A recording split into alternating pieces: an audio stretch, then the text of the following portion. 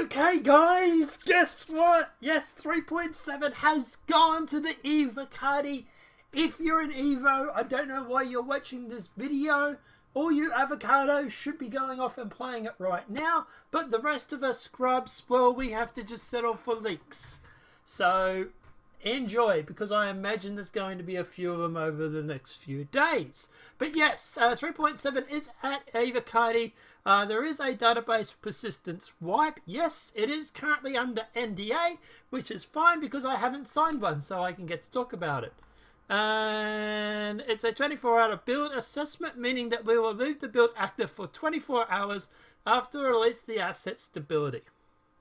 This patch does not contain all of the intended features, which will be added iteratively to the notes as they become available. Additionally, some features may be implemented in a partial state as they are not ready for testing. With those features reach a playable state, we will detail the notes and add a testing focus. In addition, not all ships are currently available and pledge copy is disabled. We'll provide a small selection of ships for users for now. So, we have altered the way in reporting. So here's in depth before. Is there a... Right, let's actually just go through and just do this part because it's a lot easier to read. So testing focus is caves. Testing focus is also FPS mining, harvesting, and personal inventories. ATC crime stat restrictions, ship rental systems. Can I can? Yes, cool. Where else are we up to? Yeah, the Good Doctor Star Marine map. Oh, wow. Okay, there's a new Star Marine map, guys, by the way. Vanguard variants, proximity assist and manual VTOL, Pirate Swarm updates, new FPS weapon attachments, character customization version 2, mission sharing, mission rewards, and AI service beacons, known issues. Please avoid the missions relating to the ship derelicts. Global VoIP is currently not functioning. Some service beacons fail due to moving mission icons. Players can be trapped in Area 18 and Lorville if they have a crime stat. That could be interesting. The Anvil Hurricane has flashing lights all over, and the flashing obstructed view a flashing obstructed view. Okay. If flashing lights are an issue for you, please avoid this ship. Wider aspect ratios may have difficulty getting into the character customization screen and into the PU. I believe that's supposed to be PTU, but anyway.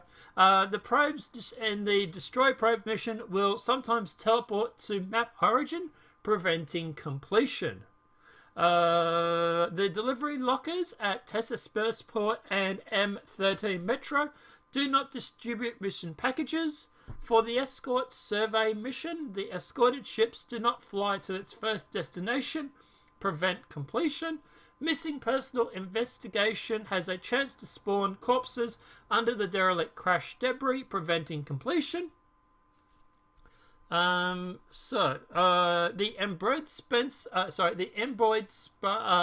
suppressor barrel attachment can cause a client crash when used. Press F to show. When pressing F to store items in succession, it is possible to become stuck mid-emanation. Open mobiGlass to reset. Players can QT through Daymar if they attempt to spline jump between 2,000 and 2,500 meters in altitude. Players may crash while loading into the industrial hangar. Players may crash while changing hair back to the original when using character customization. Some small ships are only flyable in straight lines when in atmosphere. Carryable elements can clip through the floor at Lorville. Ships may be displayed as rented if the player exits to title when a claim is in process. If the player unequips and unsuits in Star Marine, they will have various graphical issues. The QT navigation marker is still present for HRL2. Players are able to get landing permission at Area 18. Players are able to get landing permission at Area 18 with a crime stat. Okay. I think they were making it so that you can't land at those sort of places if you have a crime stat. So maybe that's why that's a bug. The turret next to the gravity generator room in the Reclaimer is covered in replacement textures. The disforming distortion scattergun currently has a blue light texture issue. When powering off on a planet or moon, some ships can bounce out of control. Workaround, do not power off on landing. Many mission givers are not in their current positions. Mining rock marker UI when in the prospector will appear permanently without scanning at less than 1,900 meters. The default hair may be present under other hairstyles. Changing hair colors may not work for hairstyles other than default. If you leave and re-enter the commodity kiosks, the sell tab icons will remain even though you're on the buy tab. Okay. Interdictions may not be occurring. It's not going to affect too many people, but anyway. New features, gameplay. Added a voice activation option for VoIP transmissions available at the menu. Okay. Added ship rental kiosks. Ship rental kiosks can be found at Tessa Spaceport in Lawville. That's the Vantage Rentals, and Riker Memorial Spaceport in Area 18, Traveller Rentals. During rental, players can specify the duration. Oh, nice. 1, 3, or 30 days, with longer times being available overall value. With longer times being better overall value. Okay, yeah, that's fine. Rented ships are insuranced and customizable. The time remaining on the rental is shown on the mobiGlas and the ASOP terminal. I really like that idea. I really like the fact that you can go through and you can make it 1, 3, or 30 days. That is really, really cool. Obviously, depending on price. But yeah, I really like that idea. Players can now mine small rocks for valuable commodities while on foot. Details needed. Shop location for multi and attachments. To mine minerals and crystals while on foot, players will need the multi-tool plus a mining attachment which can be found at various shops throughout the verse. Once equipped, the player will be shown a UI interface for mining laser strength and fracture window similar to the mining mechanic on the Prospector. We saw this on Inside Star Citizen this week. So if you don't know what they're talking about there, check that out. Once the rock is fractured, valuable minerals will be broken off and can be hand collected and stored in the personal inventory. Harvestable objects can now be found and collected at various planetary bodies, which is really, really cool. Harvestable objects are valuable and can be stowed in the player's inventory for later sale at a commodity kiosks. Currently, harvestables can be found on the surface of Hurston, Ariel, Aberdeen, and Daymar, as well as in caves. So if you want to go and check out those harvestable areas, you need to go to Hurston, Ariel, Aberdeen, or Daymar, which is kind of cool because they've sort of put one in those major planetary systems. Ariel. Is Ariel? No, not really. They haven't done one for ArcCorp though, which kind of makes sense, I suppose, because it's ice planets. So kind of makes sense there. But apart from ArcCorp, Stanton has its own sort of areas, which is obviously Daymar, and Hurston, Ariel, and Aberdeen are obviously over near Hurston. Added a visor message that should notify the player if they are added a visor message that should notify the player if they are unintentionally not respawned in a ship bed they had previously logged out of to help track down issues with bed logout. Okay. So added a visor message that should notify the player if they are unintentionally or not respawned in a ship bed. Okay. Added player personal inventories. Player personal inventories can be accessed using interaction mode and selecting an activation dot on the player's view or by using the tab key. From there, a radio menu will appear showing the overall storage available, the percentage fills, and what items are stored.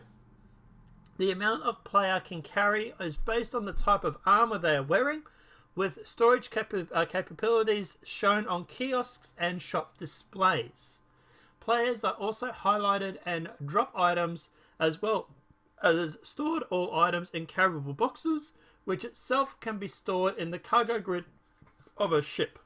Both the cargo grid stored boxes and the inventory itself can be stored at a commodity kiosk. The commodity and trading kiosks now detect as the player's personal inventory.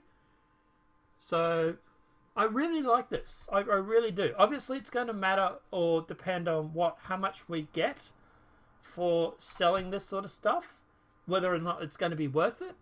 But I really like what they've done with the player inventory kiosks, the commodities in inventory. So they've added caves to Daymar, Hurston, and Aberdeen. We know they added them to Aberdeen because we saw that in Inside Star Citizen, but also Hurston and Daymar. Caves can now be found on the above rocky moons and planets, each contained harvestable and FPS mining resources. Okay, so Daymar, Hurston, or Aberdeen, if you want to go and check out where to put caves. ACT will now restrict landing privileges based on crime stats. Most major landings areas will not guarantee anyone with a crime stat landing privileges. Grim Hex will allow anyone to land, including those stolen ships. Rest stops and Levski will allow anyone wanted up to a level 3 to land, but will not allow stolen ships. Alright, so if you've got crime stat up to level 3, you can basically go to Levski or rest stops, right? If you have no crime stat, you can land anywhere. If you have a crime stat over level 3, then you need to go to Grim Hex. And that's the only place you'll be able to really go to at the moment. So this is going to really affect Rexzilla when he does his ops, because they're normally always running around on the crime stat of 5. So I don't know how he's going to go about that, but yeah, that's going to throw a spanner into his ops. New missing persons missions set in caves. Okay, cool. Players can now share missions, which is amazing. Accept missions now have the share option, which shares the missions with all members of the player's current party. Upon mission completion, the total payout is divided among the party members. So if it's worth $5,000 and there's 5 of you, you get $1,000 each. New Star Marine map, elimination map, the Good Doctor. The Good Doctor map is set in a research station that surveys rock formations, natural gases, flora and fauna. Cool.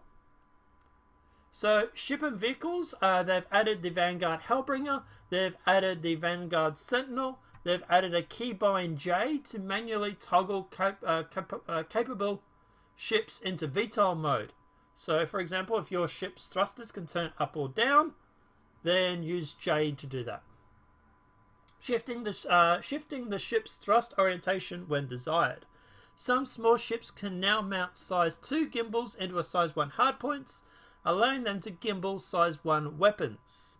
Those ships include the Auroras, the Mustangs, the Merlins, the Archimedes, X85X, Nox, Dragonfly, and the Prospector. I don't see anything there about the Arrow, but I think the Arrow has size 2s on it anyway. Added new IFCS systems, Proximity Assist. Proximity Assist will now replace hover mode for near surface control. Dampens ship acceleration when near the surface to give the pilot better fine control, and is enabled by default. Proximity Assist can be disabled in the options menu. So if you don't want to use it, in your options menu, turn it off. Weapons and items. There's a new weapon, which is the Kron FL33 laser cannon details. So they need the shop locations. High damage, long range energy cannon designed for versatile usage at a medium to long range. Various sizes can be found at jumpers depots on both Port Alizar and Area 18, as well as Centre Mass. There's a new FPS weapon, which is the frag pistol.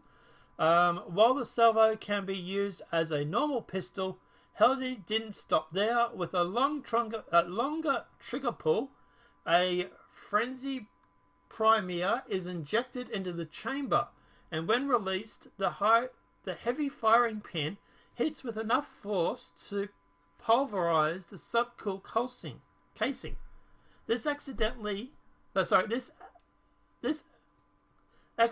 developed as a new attempt to mitigate overheating. This charge fire option discharges a deadly spray of high velocity fragments, following by an ear-shattering boom. The salvo frag pistol can be purchased at Livefire at Port Alizar, HL2, CRU-L1, Sketters, and the Tamian Sons. So, you can use it like a normal pistol, right? That's fine. But Frenzy Primer is injected into the chamber when released. So maybe you have to hold it down. So it says with a longer trigger pull. I would say that's probably to hold the trigger down. And it basically fires a whole bunch of molten lead at people. Technically. That's cool.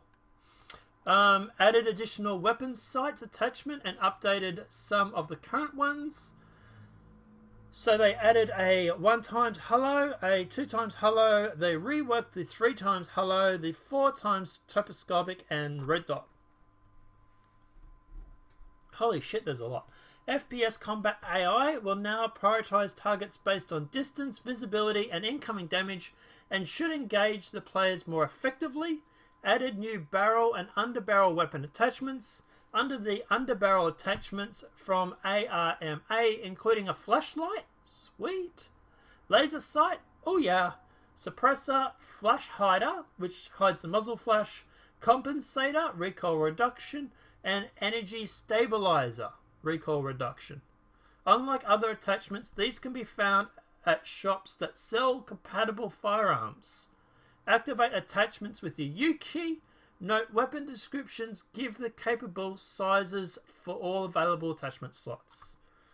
That's a lot. I'm actually really happy with that. So flashlights, lasers, suppressors, flash hiders, which is just muzzle flash, compensators, and energy stabilizers.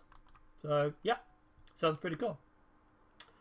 Featured updates is the characters. So they updated the characters customizer to version 2.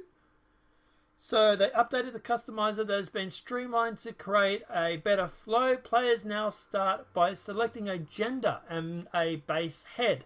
Other heads then can be blended with the base as a whole to isolate features by selecting either on the left column or the right left column, or on the region the player wishes to customize the head itself. Players can also randomize any selections dice on the bottom center of the screen. I like that. So you select the gender, and then you can go through and select the region of the player or whatever it may be. I imagine that's going to trigger some people on the far left, but I don't give a shit about that. So I like that. I really like that. COG, if you do watch these videos for some weird reason, don't kowtow to the far left, no matter how much they kick and jump. Updated flashlight projection.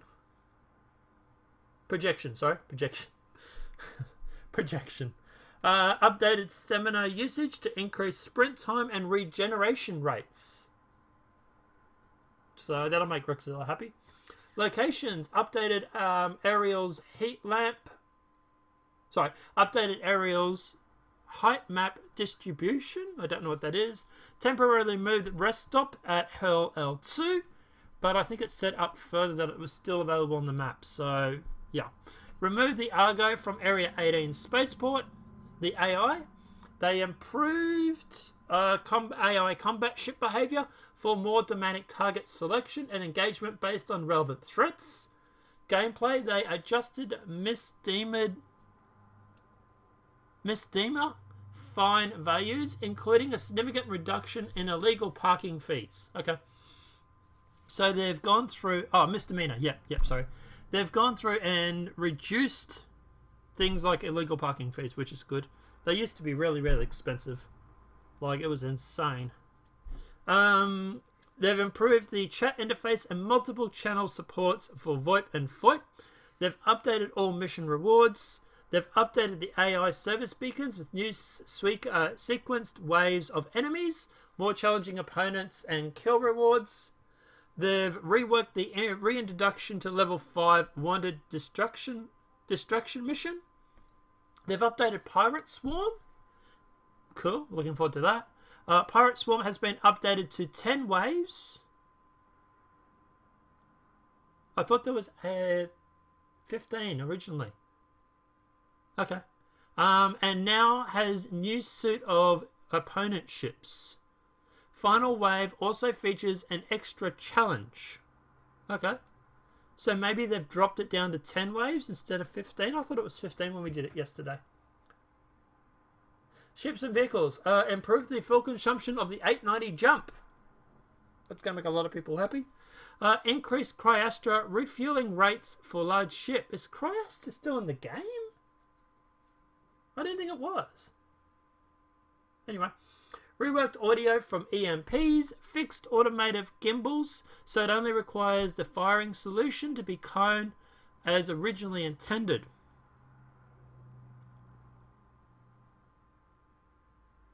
Oh, okay, yeah, because you used to have to actually make it so the auto gimbals were over the ship and the cone. So now they've made it so it just needs to be over the cone, which is, I believe it's the pip, is what they're referring to there. Updated usables in the 890 jump. They've also updated the nose array on the hoplite to the BRVS, which is the ballistics repeater. They've changed the exterior paint on the hoplite. They've adjusted the 890's health pool, so it's more hull durability. Weapons and items. Getting towards the end of it now, guys. Rebalanced recoil for the KSAR, which is Kana. Major bug fixes. The Vanguard should no longer lose shields and cooling if it loses the left wing. Delivery missions should now complete more consistently. Fixed scope magnification values on existing site attachments. Capture points are going towards neutral, should no longer continue to do so if no one's in the capture zone for Star Marine. Fix numerous issues with the pistol aim pose. Storing the hacking chip should now be consistent with store behavior of other handheld items. The character flashlight should now move with the character's head while in free look. There should be no longer a gap in collision between the skybus and the platform at Area 18. Okay. No longer a gap in collision. Okay. Quantum HUD should no longer vanish if the player exits the stip and returns during travel. Oh my, thank you God for doing that, because that was really, really frustrating. What that was that when you were quantum jumping to a spot, if you got up out of the seat and then came back, you no longer could tell how far away from that area you were, because the distance and whatnot would no longer show up. It was frustrating, just because of the fact that if you got up to do like a ship tour or whatever it may be, or to check on something, and when you came back, especially when you're jumping to like ArcCorp or Area 18, you just, yeah, you couldn't tell. Hurston or Area 18, sorry. You couldn't tell. Because at the end of the day, it disappeared. So thank God for that. Right. There should no longer appear to be a blur inside of the ship during quantum travel, which is cool. The 890 jump should now have countermeasures, which is great. Port Alizar Tarrant UI markers should no longer appear to float away, which is really, really cool. They fixed the 2 gravity around the underground facilities, which is cool. Allowing Star Marines should now be able to equip armor and other than light. Outlaws and Star Marines should now be able to equip armor other than light. The Gladius should no longer have shield holes, which is great. Fixing an issue where physical damage wasn't penetrating the 890 shields. Okay. 890 should no longer consume fuel more than intended. The player should no longer be able to generate UEC by exploiting ship refueling. The Reliant should be able to hold handheld cargo. The NPC service beacon should no longer spam the player. And bed logout should work consistently. But they did say up here that they were putting in a reason as to why it didn't happen to help track down those areas. So, it should work. I like the word should. Okay. Overall, I kind of like this patch. Presuming things work as they're intended, which they don't because it's EVO Cardi, I actually like this patch. So, give me wave 1 and I'll be happy. But yeah, obviously at the end of the day, guys, we will be obviously following these patch leaks very closely for the next few days. If you're new to the channel, welcome and subscribe, because this is what we basically do here. And then in the downtime we do speculation videos, so I hope you enjoy the content. It was pretty long, I know it was almost half an hour. Sorry Reddit, but not sorry. But guys, yeah, there's a lot and we need to go through it. So yeah, it's pretty in-depth look at 3.7. Really looking forward to it. Okay guys, so as I was uploading this video, we had leaks. So I've cancelled the upload and I'm attaching this to the end of it. So it's going to be patch notes plus what we know with leaks.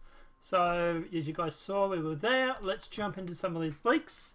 This is the new character customization, character customization 2.0. As you can see here, you got gender, first head, whole head, brow, eyes, ears, cheek, nose, mouth, jaw, crown, hair, and review. You can cycle through available sources, apply skin. Looks pretty cool. Must admit, I like it. Obviously, this is just a snapshot of one instance of it. But yeah, and there's the dice there for obviously for rolling the dice that allows you to go through and randomize things. So that is pretty cool. We do now have some photos of the Vanguard series. So here is the first shot that we have. We also have this shot of it as well, of it flying along. Looks really, really cool. And here's the, I want to say, so, let me get this right. Harbinger. Yeah. So, looks kind of cool. I like them. I definitely like this one with the yellow and the blue. Definitely looks pretty cool. Next, we also have the in-screen shot of the iWar, or eWar, whatever it is, inside of the Vanguard series. Of the screen and display. We've seen this already on Inside Star Citizen, I think it was, or yeah, I think so. So yeah, but just to see if it's in there, it's in the game. It looks really, really cool. Bathroom obviously next to it and everything like that. Next thing we have is mission sharing and a screenshot of what that looks like. So payment 3,957 from Wedwell Hall. All pilots look forward to shipping contract up for grabs. Grab a shipment waiting to be hauled from Port Al-Azhar to Her L1. Word of caution, this route may get pretty hairy with the way things are right now. If you take this job, make sure you're ready to do what needs to be done. Now, the reason why I'm showing you this is we have the share button down the bottom there. So you can see it right there. You got abandon, untrack, share, and that would just simply share that payment amounts, the amount of people that are in your party. Next thing that we have here is chat colors and what they actually look like. So new chat UI stuff. So you got contact to audio channel. You got send to visor chat. So you can, you know, obviously say if you want to see it on visor or not. You got text color, you got microphone, sound mute buttons. Looks pretty cool. Yeah. Second last thing that we have is bed unavailable. So this is what happens if you go to not jump, if you go back into your game and your bed logout is no longer available. It will show you this message and tell you specifically why. Well, it's supposed to. In this, it said the bed you last logged out from this currently unavailable from this server Instead, you have respawned at your previous location. Now, obviously, if you start getting these errors, guys, let them know on the issue council. I presume is that what they want us to know, because at the end of the day, that obviously helps them figure out what exactly is going on with the beds log in and log out. And the last thing that we have is the Aegis Vanguard Harbinger. It's stored, it's been rented, and apparently for 3,555,700 whatever it is hours. Obviously that whole time thing is back, that whole time bug. But the important thing here is that he's rented it and he has 57 minutes and 4 seconds remaining. So he's probably rented it for an hour or whatever it may be. But there it is there. But yeah, obviously the bug is back for pulling it out of claims. But also we can see here that ship renting is in the game and somewhat working. So that's all the leaks that we have at the moment, guys. I really like what's coming out so far. I really like the customization. We haven't seen anything for mining yet. So that kind of sucks. But I will be putting up a video later tomorrow where we will go through and talk about all the leaks that have happened so far up to date, excluding the ones that we've already covered here probably. And we're just going to put out a video every day covering the leaks that come out at a certain time. So this time, every day, leaks. Enjoy. Apart from that, guys, obviously the video has been helpful. Please smack that like button. If you're new to the channel, welcome and subscribe. Apart from that, guys, we will see you in the next demonetized video from YouTube. Have a great day and enjoy.